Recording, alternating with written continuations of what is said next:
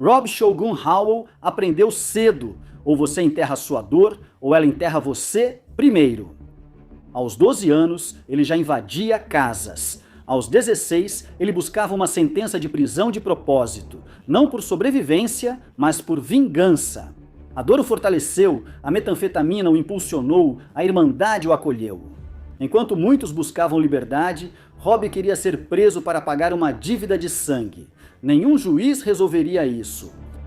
Não me orgulho de muitas coisas. Expus meu filho a crescer quebrando a lei, cometendo crimes regularmente, profundamente envolvido com o clube, pulando de boca em boca. A gente realmente curtia ser sem teto. Essa não é uma história de segundas chances, mas de homens que, sem nenhuma, ainda lutam para voltar. Não é perfeito, não é bonito, mas é possível.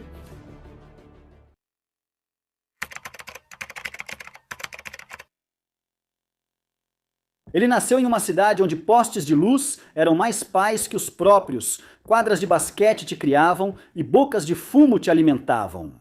O silêncio era o idioma mais seguro que você podia falar. Sul de Auckland, Rob Takawingwa, Também conhecido como O Shogun Wakapapa, descendo 2 farito pela minha linda mãe, Hawakun Gatiwai, aqui no extremo norte pelo meu pai, nascido e criado em Manirua, também conhecido como Riwa Hard, South Falkland, Nova Zelândia. Naquela época, não era só um centro de educação física, era um campo de treinamento e Rob não apenas passou por ele sobreviveu a ele, enquanto a maioria das crianças corria para casa. Quando as luzes se acendiam, ele ficava na rua, ombros retos, olhar atento, aprendendo com homens que cheiravam a diesel, suor e maconha. Foi uma época interessante para crescer, brincávamos nas ruas e todos voltávamos para casa. Quando as luzes acendiam, todos podiam entrar na casa do Yunnan para tomar chá. Minha criação foi muito bonita. Os pais dele não eram criminosos, mas trabalhadores honestos e incansáveis. Vou ser honesto com você, meus pais eram cidadãos que respeitavam a lei, trabalharam a vida toda. Se alguma coisa meu pai era tão trabalhador assim, isso acabou minimizando o papel dele como pai, a presença dele como pai, porque ele é daquela geração que só trabalhava. Mas você ainda pode passar fome em uma casa cheia de comida se o que está faltando não é o jantar, e sim a presença. Então ele procurou isso em primos mais velhos, nas risadas nos fundos, naquele tipo de irmandade que não precisava de sangue, só de lealdade. A glamorização de ser irmão bandido e a ideia de irmandade preenchiam algo que faltava em mim na época, com 12 ou 13 anos. Aos 12 anos ele já arrombava casas. Cometi um roubo aos 12 anos, não me orgulho nem glamorizo, mas foi o início de tudo. Depois fui mandado para o norte e acabei sendo pego. Aos 14 já estava diante do tribunal, aos 16 ele estava exatamente onde queria estar. Preso, não por acidente, mas de propósito. Por quê? Pois seu sobrinho de apenas 18 meses foi assassinado, espancado até a morte. O neto mais velho dos meus pais, filho do meu irmão mais velho, Paulo, foi tirado de nós de uma forma horrível. Ele foi assassinado com apenas 18 meses de idade, provavelmente 1 ano e meio. Ele foi espancado até a morte quando isso aconteceu. Meu único objetivo era ir para a cadeia e encontrar o sujeito que fez isso com meu sobrinho e fazer com ele o mesmo que ele fez com minha família. Então eu fiz tudo ao meu alcance para ir para a cadeia e conseguir esse objetivo. Infelizmente, minha primeira prisão foi aos 16 anos. Mas a prisão não só matou o tempo, matou partes dele de forma silenciosa e completa. Minha vida foi difícil, entramos lá ainda jovens. Fui firme e fiz minha parte, mas olhando para trás foi muito difícil e não gostei nada. Atrás de paredes de concreto, a dor cria dentes, começa a soar como poder. E do lado de fora, a mãe dele estava sendo revistada só para abraçar o filho. A única coisa que mais me machucou naquela época, agora que estou mais velho e olho para trás, foi ver o que minha mãe teve que passar. Para vir visitar o próprio filho, ela era revistada entre os visitantes. Minha pobre mãe tinha que ser revistada antes de poder ter contato comigo. Tipo, você sabe, é padrão, mas para minha mãe, eu ter feito minha mãe passar por isso, foi bem triste eu ter colocado esse peso sobre ela. O pai dele parou de falar. Os sussurros no mercado não eram mais boatos, eram verdades. Mas por dentro ele sentia algo novo, importante, temido, observado. Porque quando você cresce faminto por amor, até mesmo a infâmia parece carinho. E quando ninguém te diz quem você é, você se torna qualquer coisa só para ser visto.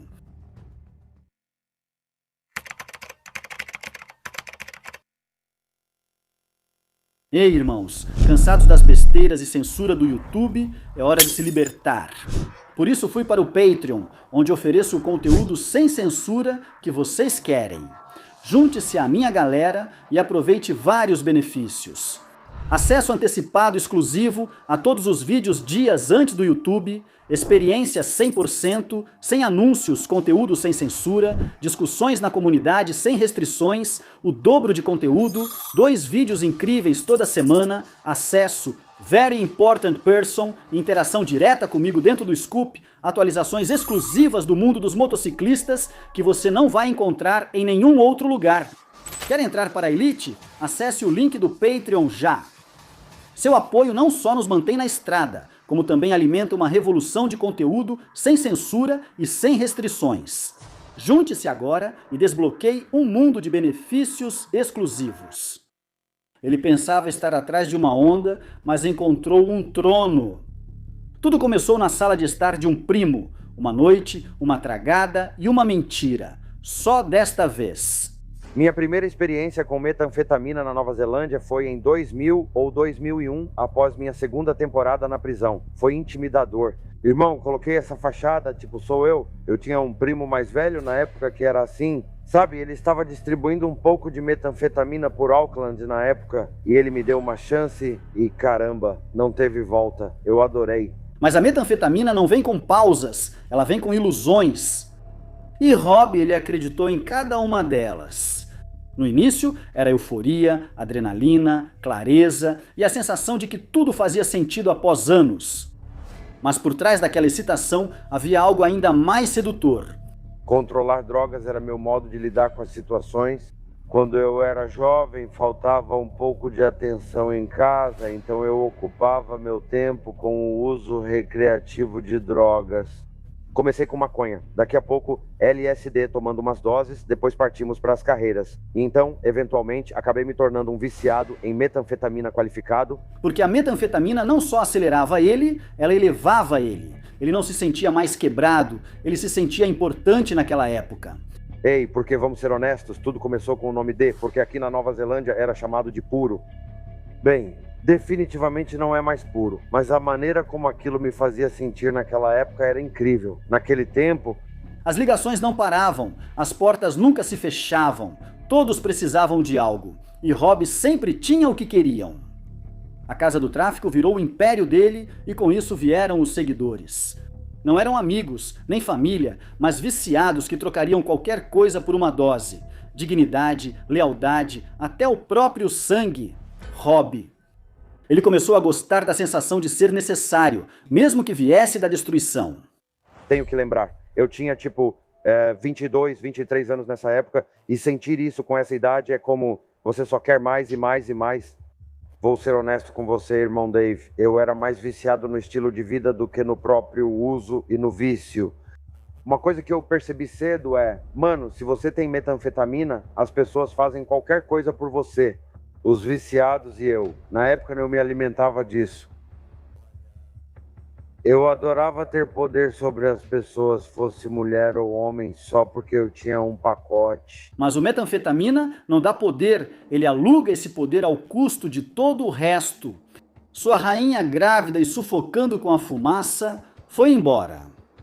Não porque ela não o amava, mas porque tinha medo do que ele estava se tornando. Ainda assim, ela voltou porque seu amor era profundo, mas até mesmo o amor mais profundo se quebra sob o peso de uma destruição lenta. Quanto mais Rob usava, menos se importava. A família se afastou e as crianças foram escondidas. Isso resultou em vários mandados de busca, com policiais entrando em casa e me algemando diante dos meus filhos. Também fizemos isso, o que afastou minha família, pois eu era um usuário pesado e eles não queriam ficar perto de mim. Eu não tinha acesso aos meus sobrinhos e sobrinhas porque meus irmãos não queriam que eu visse os filhos deles, já que eu estava sob efeito de drogas. É bem triste agora que eu olho para trás. Mas na época eu não me importava se eles queriam me ver ou não, mano. Mano, tudo que eu me preocupava era com o que eu queria. Eu realmente não ligava para o que minha família queria de mim. A identidade dele estava borrada, não por vergonha, mas pela fumaça. Ele dizia para si mesmo que estava tocando um negócio. Mas o que ele construiu não era um reino, era uma jaula. E dentro dela ele não era o rei, ele era o prisioneiro. Então sim, isso corrompeu as ruas e de fato incentivou as pessoas a serem o mais desonestas e manipuladoras possível. Sim, faz parte do estilo de vida. Ao usar metanfetamina, você se torna uma pessoa desonesta.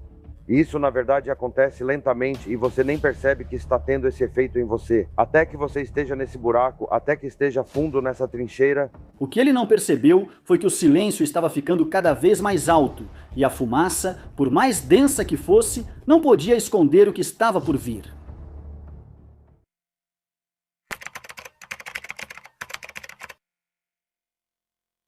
Não aconteceu de uma vez só. O caminho de Rob para o Ministério do Conhecimento, o mundo, começou bem antes do colete, dos apertos de mão no pátio da prisão e dos pactos de lealdade. Tudo começou no silêncio da cela dele. Em 2016, ele se viu preso de novo, acabado pelo uso de metanfetamina e vazio por dentro. Mas dessa vez, havia alguém diferente lá dentro, um detento mais velho, calmo, mas frio. Uma figura antiga entre os nômades da Nova Zelândia. Então, fui encarcerado em 2016.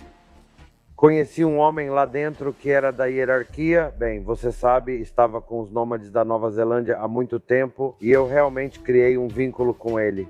O homem tinha uma presença marcante, como um distintivo, e quando ele falava, as pessoas ouviam.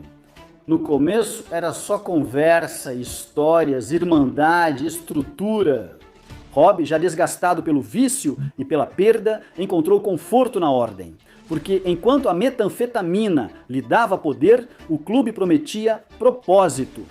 E então veio a pergunta: você já pensou em entrar para o clube?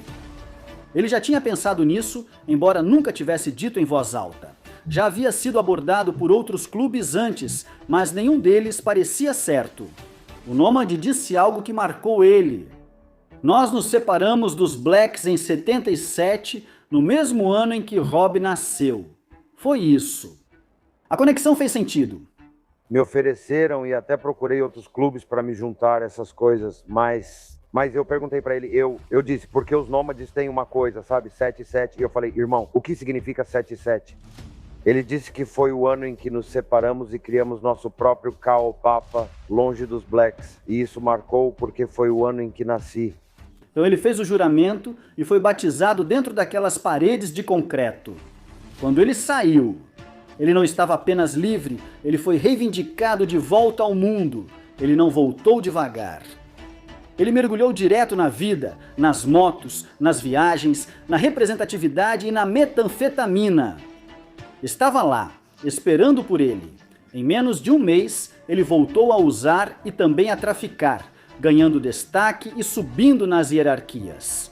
O colete deu a ele respeito, o produto deu a ele controle, juntos deram a ele identidade. Ele transformou sua casa em uma boca de fumo, usava seu Kuda como uma segunda pele. E mesmo quando sua rainha implorou, mesmo quando o bebê nasceu, mesmo quando a casa começou a apodrecer por dentro, ele continuou lá. Porque para ele, isso não era caos, mas pertencimento. Porém, todo reino erguido sobre dor acaba desmoronando. E Rob, embora alto demais para perceber, já estava de pé entre os escombros.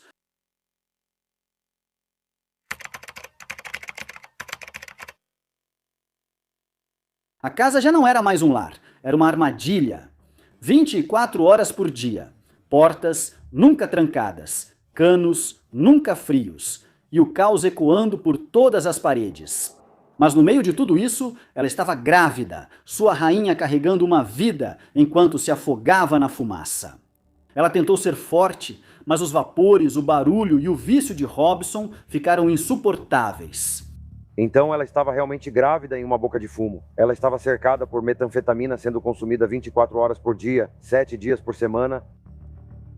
Ela saiu de casa por um tempo devido aos efeitos que sentiu. Grávida, foi bem acolhida pelos pais ao voltar. Por um tempo, ele não a procurou porque ainda estava sob efeito da droga. Então o bebê nasceu em setembro de 2018, uma menina totalmente inocente. Eles a nomearam em homenagem à irmã de Rob, Wiki. Porque mesmo na escuridão havia amor. E esse foi seu presente final para uma irmã que estava lentamente se afastando. Minha irmã foi uma das pouquíssimas pessoas, irmão, porque só foram 3 delas. Ela é uma das pouquíssimas pessoas que sempre esteve ao meu lado durante toda a vida dela. Independentemente do que eu tenha feito, independentemente de quão longe eu estivesse, dos efeitos que isso causava,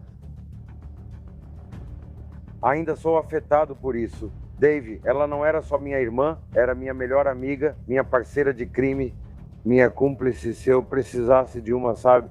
Wiki, a irmã dele, não o bebê, já estava lutando contra o câncer silenciosamente, com muita força. Os meses seguintes foram brutais.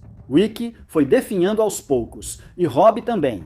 Ele tentou lidar com isso da única maneira que sabia. Mais metanfetamina, mais confusão, dívidas e cigarro para lidar com o luto o levaram a uma espiral tão profunda que só restou a dor. Após a morte da minha irmã, nos últimos meses usamos muita metanfetamina. Irmão, isso contrabalançava o trauma dela em relação à motivação. Ela podia estar exausta, sem vontade de sair da cama. Mas, mano, a gente dava uma tragada e já levantava. Percebemos isso, pegamos o máximo de metanfetamina possível, ficamos devendo e envolvemos pessoas que não podíamos pagar. Alguns sabiam da situação e demonstravam amor assim. Doug nos dava uma quantia em dinheiro e a gente se entregava a quantidades que eram simplesmente irreais, mano. Em dezembro, a irmã dele já tinha ido embora e em janeiro o restante também. Ficaram sem teto, sem estabilidade e sem paz. Mas mesmo assim, Rob segurava a filha. Por causa do meu vício e do meu comportamento em Utangi, minha família imediata, finalmente minha mãe ainda estava viva nessa época também. Meu pai, meus irmãos, minhas sobrinhas, meus sobrinhos, eles realmente cortaram relações comigo, com minha parceira e com o nosso bebê. E nós realmente chegamos a gostar de viver em situação de rua. De 9 de dezembro, quando minha irmã faleceu, em 2018, até fevereiro de 2019, nós realmente estávamos em situação de rua. Foram pouco mais de 2 meses, indo de uma casa abandonada para outra. E de alguma forma, apesar do inferno ao redor dele, ele sabia que essa criança não era só sua filha, ela era sua última chance.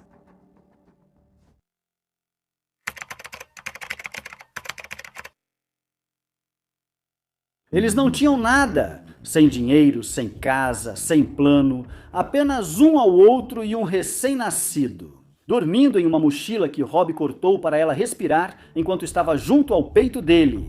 Minha parceira e eu ficamos lá por cerca de 2 a 3 semanas, pulando de um lugar para outro na Afton Square, Albert Park, Auckland Domain, procurando lugares para dormir. Irmão, você tem que lembrar que nessa época, sabe? Nossa filha tinha só 3 a 4 meses. O quarto dela era uma mochila com um pequeno buraco para ela colocar a cabeça para fora. Mas eu estava amamentando ela e esse era o quarto dela, irmão. Esse era o quarto dela. Por semanas, eles vagaram de um sofá para outro, de bancos em Auckland, para espaços emprestados no chão, às vezes em parques, às vezes embaixo de pontos de ônibus, sempre apenas algumas horas à frente de ombros frios e más notícias. Apesar de tudo, ele ainda se agarrava ao cachimbo, pois o luto não vai embora facilmente, principalmente quando tem o rosto da irmã. Para ser sincero, irmão, meu coração, porque minha vida estava tão vazia e escura, minha mente ficou negativa, ignorante e teimosa, então eu não me importava com ninguém ou com nada, porque ninguém ou nada se importava com a gente. Isso escureceu meu coração imensamente, irmão. Mas então algo mudou. Um primo do norte estava observando ele se desfazer de longe. Ela viu o dano, a negação, a criança presa no meio, E um dia ela pegou um caminhão emprestado, dirigiu até Auckland e o encontrou. Então a condição de Kylie foi: irmão, você vai vir morar comigo com uma condição. Eu disse: tá bom, prima, qual é? Ela respondeu: nada de metanfetamina ou usuário na minha casa, não vou tolerar isso. Rob ficou paralisado. Não era a oferta, era o espelho. Ela mostrou para ele pela primeira vez. Alguém não só oferecia amor, mas também exigia responsabilidade. Ele quase disse não, mas sua rainha, cansada, leal, à beira de se quebrar, interveio. Olhei para ela e disse: prefiro voltar para Auckland. Naquele tempo, preferia ser sem teto a ser viciado. Minha querida realmente olhou para mim, irmão, naquela época, e ela implorou para mim do fundo do coração, e ela disse: sabe, eu te apoiei quando você perdeu sua irmã, eu fiz tudo isso. Não suporto mais isso, ela disse. Sim, essa é minha última opção. Se não seguirmos por esse caminho, ela terá que voltar para Tokoro com os pais. Os pais dela sempre a apoiaram desde que eu não estivesse junto, estavam prontos para recebê-la de volta. E isso o machucou mais do que a prisão jamais poderia. Então ele disse: sim, sem metanfetamina, sem caos, só uma cabana pequena nas terras da família, uma segunda chance e uma guerra silenciosa acontecendo dentro dele. As primeiras semanas foram de abstinência brutal, arrependimento, vergonha, mais densos do que a fumaça que ele adorava. Mas, pela primeira vez, sóbrio o bastante para sentir tudo o que enterrou, ele começou a se reconstruir na dor. Não um império, não uma boca de fumo, uma vida. Porque às vezes o caminho de volta não é asfaltado, é lamacento, íngreme e encharcado de fracasso. Mas se você continuar andando, ainda assim vai te levar para casa.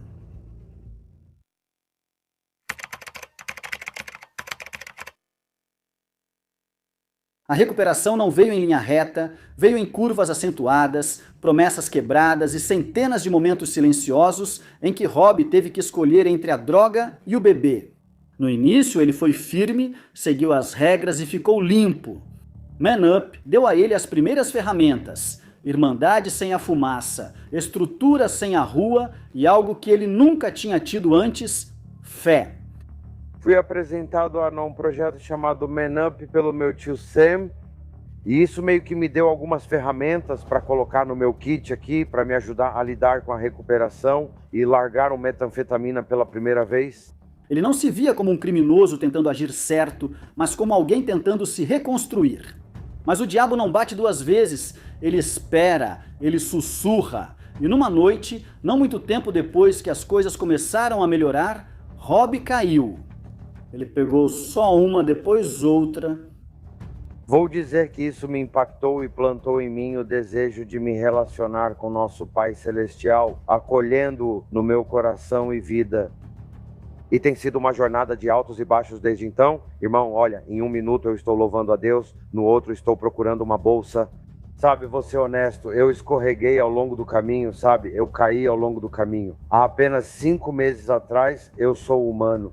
O luto voltou como uma tempestade no aniversário da irmã dele, no aniversário de morte dela, o peso do que ele perdeu e de quem ele perdeu. Ele costumava ser pressionado como correntes velhas, e por um momento ele deixou que elas vencessem.